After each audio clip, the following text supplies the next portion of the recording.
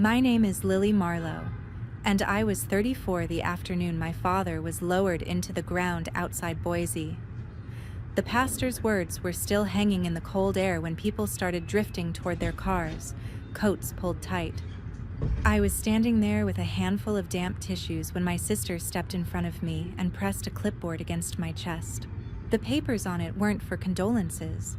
They were consent forms for a DNA test, printed in neat black letters, marked where she wanted me to sign. Her hand was steady, her voice even steadier. "Take it, or you get nothing." She did not look at my face when she said it.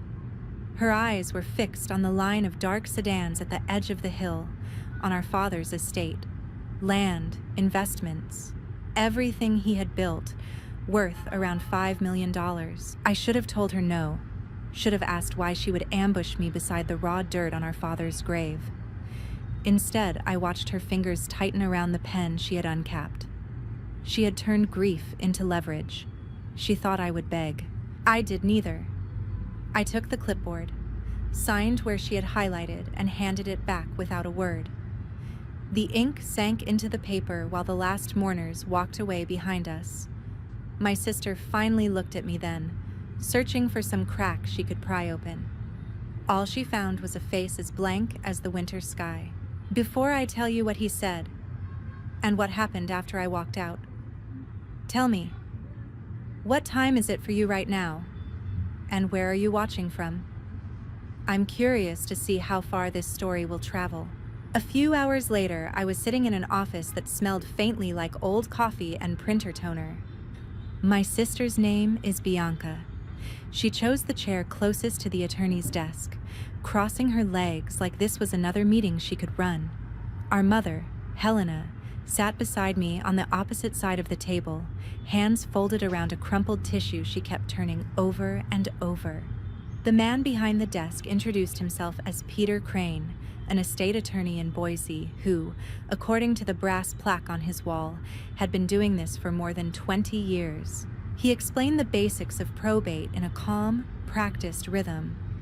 There would be an inventory of assets, an executor, notices to creditors, filings with the court. He spoke about my father's ranch land outside the city, about retirement accounts and life insurance, about a portfolio worth roughly $5 million. His tone stayed neutral, almost bored, as if numbers like that passed over his desk every week. It felt strange to hear my father's entire life reduced to categories and line items. Bianca listened without blinking. She had a leather folder open, pen laid across the spine, posture straight. If you did not know better, you would think she was the one hiring Peter, not the daughter of the man who had just died.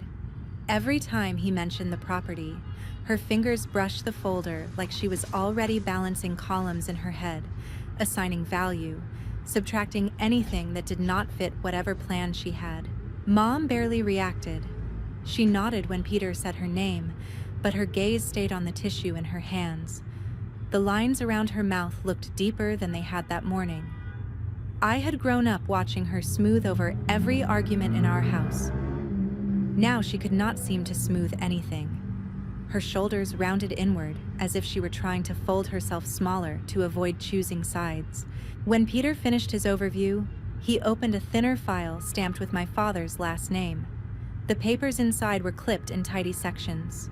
He told us my father had updated his will after a health scare a few years back, that the newer document would control what happened now.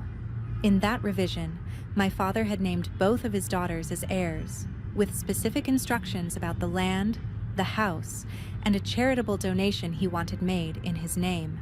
Then Peter paused. There was, he said, an additional provision. My sister leaned forward by a fraction of an inch. I felt my jaw tighten. Mom's shoulder brushed mine and stayed there, heavier than before. Peter did not rush. He flipped to another page, reading as he went. My father had written that if any dispute arose about biological relationship, the executor was required to obtain certified DNA testing before releasing major assets.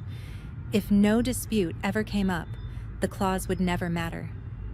If someone insisted on proving something, the results would dictate how the estate was split. Bianca shifted in her chair. For the first time since we walked in, the smooth confidence around her eyes chipped. This was the mechanism she had triggered earlier without, apparently, understanding all of its edges. She asked Peter who would serve as executor.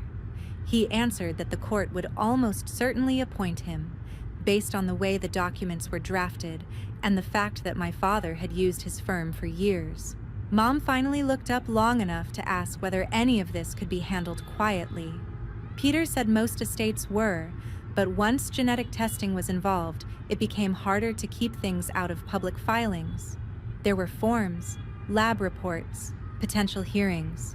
The law did not care about embarrassment. It cared about procedure. While he outlined the steps for arranging the test through a certified laboratory, I listened to the cadence of his voice more than the words. Schedule, identification, chain of custody, results forwarded to his office, and the court file. It was all procedural, inevitable, already moving. Bianca accepted the stack of forms he slid across the desk with a hand that only trembled once. Mom did not reach for anything. I signed where Peter indicated. My signature small in the white space next to lines my father had approved when he was still alive. The pen felt heavier than it should have, but I kept my grip steady. I understood now that this was not just about my sister's suspicion. It was about the rule my father had written for the day one of us tried to turn blood into leverage. By the time the weekend ended, I had a list from Peter of what he needed from my father's ranch. The drive out of town took less than 40 minutes. The house sat back from the road on a rise, a place with tired siding and a wraparound porch my father always meant to fix. His truck was gone, but everything else looked like he could have walked out the front door that morning.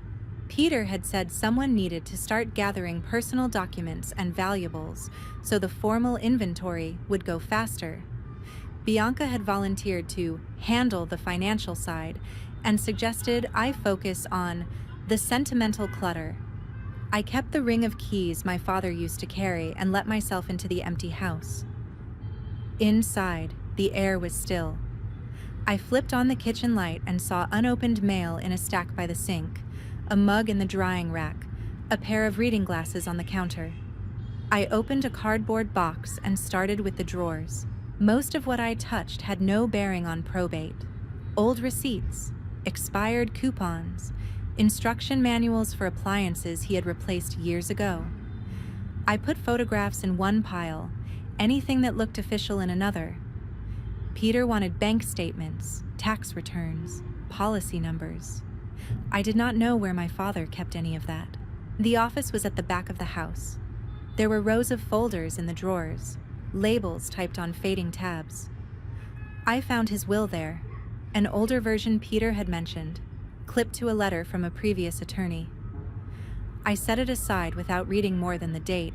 In the bottom drawer, beneath files labeled for utilities and property taxes, there was a slim blue folder with my sister's handwriting on the tab. I hesitated before sliding it free. The papers inside were copies of emails printed in black and white. She had highlighted numbers, circled lines mentioning the estimated value of the land, scribbled notes in the margins about development, potential buyers, how much cash could be freed if the ranch was sold quickly. One thread showed messages forwarded to someone named Preston Hale, marked in her handwriting as her fiancé. There were no comments about memories or childhood summers, only projections and rough math. The folder felt more like a pitch deck than anything belonging in my father's home office. Under that blue folder sat another, a plain manila file with my father's handwriting on the tab. Peter Crane. The letters were written slowly, the way he always wrote when something mattered. The flap was secured with a metal clip. I unclasped it and tipped the file open onto the desk. On top was a short note, dated only with a month and year. My father had written that if there was ever a question about who was related to whom, Peter was to treat the attached instructions as binding. He wrote that he did not want his children turning on each other when he was no longer there to stand between them. that if anyone insisted on forcing the question, the answer should determine not only who received what, but also who would be trusted with control. Behind the note were copies of forms already signed, authorizations for DNA testing, releases to allow medical records to be used for probate purposes, and a draft letter to the court explaining why he had included the clause Peter had shown us. He had anticipated a fight and tried to arm whoever was left to finish it. In the margin of the draft letter, he had written a single line asking Peter to protect the one who does not push for this. I stacked the documents and slid them back into the file. There was nothing dramatic in what I had read, no confession, no revelation in capital letters. It was my father, methodical as ever, planning for damage he no longer trusted his family to avoid on its own. He knew his daughters well enough to sense that one of us would turn grief into an argument over numbers. When I finished with the office, I walked through the rest of the house, checking closets for anything else Peter might need. I found boxes of photographs and a shoebox full of birthday cards. I set aside anything that looked like it might have legal weight and left the rest where it was. On my way out, I locked the front door and stood for a moment on the porch, looking out over the acreage that had occupied the center of my father's life. The fences needed work. The barn roof sagged near one corner. To Bianca, it would be a spreadsheet full of potential. To me, it was a record of every year he refused to walk away. The appointment at the clinic was set for Tuesday morning. The building sat in a medical park, a low brick complex that could have held dentists or physical therapists. The sign out front said, North Valley Diagnostics. Inside, the air smelled like disinfectant. Framed prints of mountains lined the walls. A muted news channel played on an old television, and a bowl of pens with the clinic logo sat on the counter. Bianca arrived exactly on time, coat buttoned, hair pulled back so tight it looked painful. Preston walked half a step behind her with his phone in his hand, scrolling as if none of this concerned him. I signed my name on the clipboard at the front desk and handed over my driver's license when the receptionist asked. She barely glanced at it before typing into her computer. We sat in a row of chairs against the wall. Bianca took the middle seat, leaving Preston beside her and me on the end. She jiggled one foot in a small, controlled rhythm that never quite turned into a full fidget. Preston leaned back, ankle crossed over knee, surveying the room with the detached interest of someone waiting for an oil change. A woman checked in and was called back almost immediately. A young man in a hoodie watched the screen without really seeing it. My name sounded from the doorway when a nurse stepped out with a clipboard. She had a tired smile and a badge clipped to her pocket. I followed her down a hallway to a small room with a chair, a counter, and a tray of sealed swabs and tubes. She confirmed my full name and date of birth, then asked for a second piece of identification so she could document it on the form. The process was methodical. Explain why the samples had to be labeled in front of me, why signatures mattered, why the test could not be repeated casually if someone changed their mind later. I listened and nodded while she worked. When she handed me the consent form, I recognized the clinic letterhead from the papers my sister had pressed into my hands at the funeral. The swab itself took less than a minute. She gave me a sterile package, watched me swab the inside of my cheek, then sealed the tip into a tube marked with a code. She compared the code to my forms, initialed the label, and set the tube into a small rack with 2 empty slots left. When she finished, she led me back to the waiting area and called my sister's name. Bianca stood quickly, smoothing her coat, and disappeared down the hallway with the same controlled posture she took into every meeting that mattered to her. Preston glanced at me once, measuring, then went back to his phone. I looked at the closed door she had passed through and thought about my father's note in Peter Crane's file. He had not written about which daughter looked more like him or which one resembled our mother. He had written about behavior, who would push for answers, who would refuse to turn suspicion into a weapon unless forced. Sitting in that stiff chair under fluorescent lights, It occurred to me that the test was less about chromosomes and more about the line he had drawn between us. Bianca came back out with a thin white bandage taped to the crook of her arm. She did not look at me when she sat. Preston slipped his phone into his pocket and leaned forward to speak with her in a low voice. I could not make out the words, but I saw the way his hand tightened briefly over her knee, a small squeeze meant to steady her or steer her. It was hard to tell which. The nurse called Preston next for his own brief paperwork as a witness to the chain of custody, then returned to tell us the lab would process everything within several business days. Results would be sent to the ordering physician and to our attorney. There was nothing else for us to do. Outside, the parking lot felt sharper than the waiting room. Wind came down off the hills and cut through my coat. Bianca and Preston walked ahead of me toward their car, talking in low tones that did not carry. I unlocked my own and climbed in, fingers tight on the steering wheel. Before I started the engine, my phone buzzed with an email from Peter.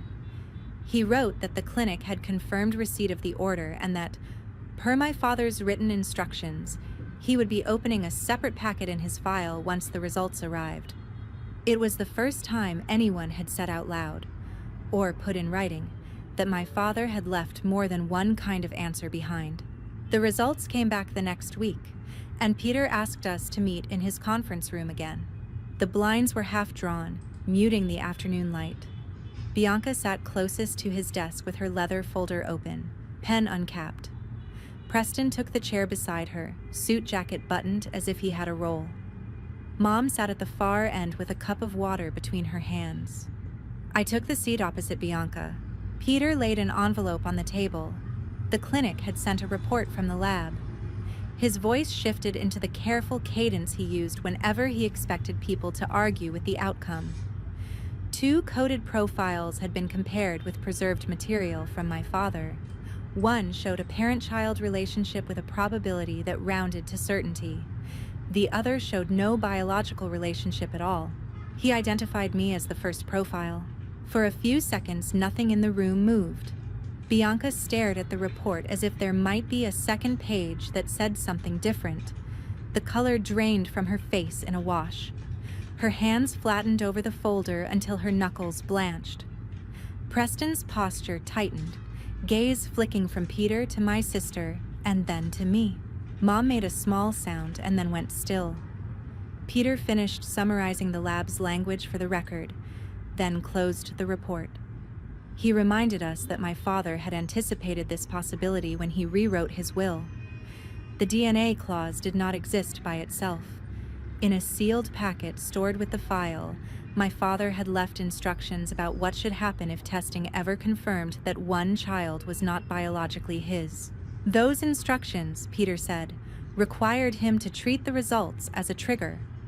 Once a dispute forced testing and a conclusive answer came back, the estate would no longer be divided evenly. The ranch land and controlling interest in the investments would pass to the confirmed biological child. The other child would receive a smaller cash bequest and the right to choose certain personal items from the house, but no control over major assets. My father had not left room for negotiation in that structure. Bianca finally spoke. Her voice came out thin and high, asking how accurate tests like this were, whether laboratories ever mixed up samples, whether we could demand that everything be repeated. Peter answered each question with the same steady tone. The lab was accredited. The samples had been collected under strict procedure. A second test could be ordered, but the first report would still exist and would still be part of the court's record. Mom's hands were shaking now. When she began to talk, she focused on the far wall instead of on us. She said there had been a period early in her marriage when she had made a choice she regretted, that she had told my father long ago and spent years trying to make up for it. He had decided to stay and raise both girls as his own, to let the world keep believing what it already believed. He added the clause after he realized that one of us might someday try to use that old mistake as leverage. The explanation did not change the numbers. It only filled in the empty space around them. Preston stared at the table, jaw tight. Whatever calculations he and my sister had done about $5 million in land and accounts had just been erased. Peter slid 2 smaller packets across the table, one toward me and one toward Bianca. Mine outlined how the estate would proceed under the triggered clause, listing the property and accounts that would shift into my column once the court signed off. Hers described the reduced share and the process for choosing items from the ranch. Peter's voice stayed calm as he walked us through the sections that applied to each of us. Bianca did not pick up her packet. She kept her hands pressed flat on the folder, as if lifting them would make something official. When she spoke again, the controlled edge was gone. She said she would not let a test and a technicality erase a lifetime of being known as Gerald Marlowe's daughter, that there had to be a way to fight this, that no judge was going to look at her and treat her like a stranger to the man who had raised her. Peter did not try to talk her out of it. He told her she was entitled to seek her own attorney if she disagreed with the will or with his role in carrying it out. Then he folded his hands on the table and waited, the report and the packets lying between us like a boundary none of us could step back across. Within 2 weeks, Bianca had done exactly what Peter said she could. She hired her own attorney, a younger man from a downtown firm whose website promised aggressive representation. Court papers went out with my father's name in the caption and a case number stamped across the top, arguing that the DNA clause was unfair and that the will was unconscionable, that dividing an estate on biology instead of history turned years of parenting into a technicality. Copies arrived in my mailbox by certified mail with a note from Peter saying he would respond on my behalf. The petition read like a biography with the rough parts scrubbed out. It described Bianca as a devoted daughter who helped manage ranch operations, drove my father to appointments, and handled household tasks when his balance and memory slipped. It listed holidays and milestones and said neighbors knew her as Gerald Marlowe's girl. My name appeared mostly as a detail. I read the pages at my kitchen table with coffee cooling by my elbow. One paragraph mentioned me moving away for work, calls that came less often than they should have, visits that never lasted long enough. The implication was clear. She had been present, I had not.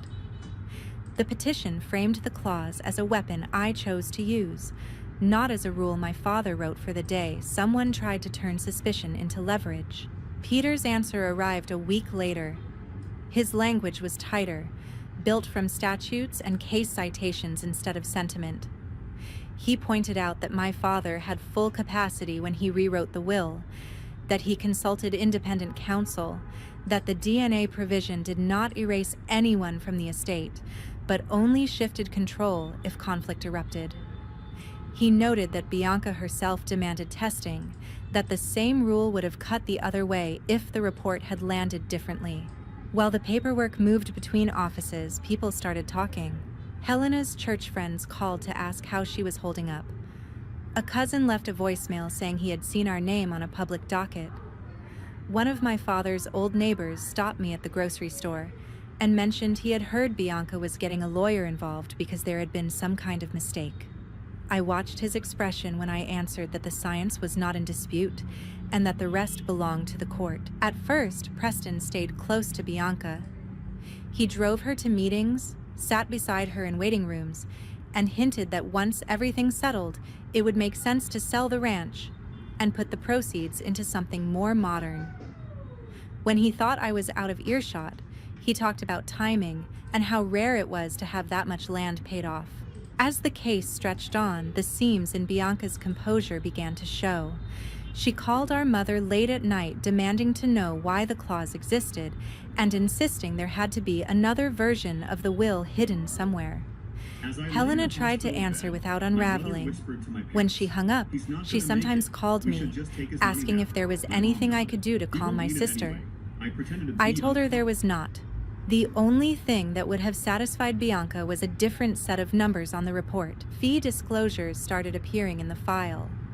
Preston's name showed up once as someone who had paid part of an invoice for Bianca's counsel.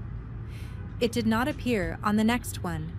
When I saw them together in a courthouse hallway a month into the case, he stood half a step away from her, hands in his pockets, expression neutral.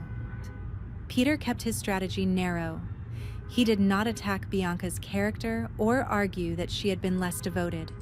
He focused on competence, intent, and the language my father signed. In his view, the question for the judge was whether to honor a clear estate plan or set it aside, because the outcome hurt more on one side of the table. When the hearing date landed on the calendar, Bianca's attorney filed one more brief full of phrases about emotional bonds and equitable relief. Reading it, I could see the shape of their closing pitch. They wanted the judge to see my sister as someone blindsided by science after a lifetime of loyalty, and to see the DNA clause as a trap my father set. A few days before we were due back in Peter's conference room, Helena mentioned that Preston had stopped picking up Bianca's calls in the evenings. Whatever he had hoped to gain from the fight no longer looked guaranteed. The ranch that had once been the center of our family's gravity was starting to feel like just another parcel waiting for a name on a deed to be confirmed in a courtroom. On the morning of the hearing, I walked into the county courthouse with a folder under my arm and my father's watch on my wrist. The probate courtroom was a narrow room with wooden benches and a raised bench for the judge. Bianca sat in the front row on the left with her attorney and a stack of files. The seat beside her was empty. Preston had decided not to come. Peter waited at counsel table on the right. Helena chose a place near the back. I sat next to Peter when he gestured me forward. When the judge entered, everyone stood. The clerk called our case. The judge read in silence for several minutes, moving through the pleadings, the lab report, and the will. Bianca's attorney spoke first. He painted her as the daughter who stayed, the one who had driven to appointments and kept the ranch running when my father's body slowed down. He called the DNA clause a punishment for an old marital mistake and argued that no fair system would strip a devoted child of control because of a lab result she never asked for. Peter answered with fewer sentences. He walked the judge through the estate planning, pointed to the medical certifications of my father's capacity, underlined that the clause did not erase Bianca from the will, but shifted control only if someone forced the question that brought us here. He noted that my sister had demanded testing, and that the same language would have favored her if the report had named me as the outsider instead. The judge asked brief questions about dates and procedures. Then he set the papers down. His ruling was short. The will met the legal requirements. The DNA report carried full weight. The clause was not hidden or ambiguous. He would not rewrite an estate because the result hurt. The petition was denied. The document my father signed would control. With one tap of his gavel, the fight became something fixed. In the hallway outside, Bianca walked past me without slowing. Her attorney matched her pace. She looked straight ahead, jaw tight. I watched her push through the glass doors and disappear into daylight. She did not look back. I did not call out. The months after that felt mechanical. The ranch went on the market with a broker who specialized in land. An out-of-state buyer made an offer close to the appraised value. When the sale closed, the proceeds moved into accounts in my name, along with the funds my father had kept in investments. Numbers appeared on a screen, big enough to change my options, small compared to what had been lost. Helena took the furniture and boxes she wanted and rented a smaller place in town. She asked me once, quietly, whether I planned to invite Bianca for dinner when things calmed down. I told her I did not. She nodded like she had been expecting that answer. The last time I heard my sister's voice was on a voicemail saying I would regret letting a piece of paper define who counted as family. I deleted it and blocked the number. I did not offer to split anything. I did not send checks or invitations. What my father left in his will became a chance to build a life that did not revolve around my sister's reaction to every decision. I kept working, paid off my own debts, and hired someone to help Helena with errands she could no longer manage alone. The ranch turned into a memory of fences in my rearview mirror and a line on a closing statement. The numbers mattered less than the lesson. Families can confuse access with love and biology with obligation. My father tried to protect the quieter child from being turned into a target. He did it with a clause instead of a speech. And I spent a year finding out whether I would live by what he wrote or by the guilt everyone else tried to hand me. In the end, I chose distance. Not revenge, not forgiveness, just distance. For my family, every time I opened the door to negotiation, someone walked through carrying leverage instead of care. Closing that door was the only way to keep from spending the rest of my life in a courtroom or a conference room. If you stayed with me to the end, thank you for listening. I hope you never have to weigh love against legal language. But if you do, remember you are allowed to draw a line and keep it. And if you made it this far, tell me where you are watching from and what part of this story stayed with you.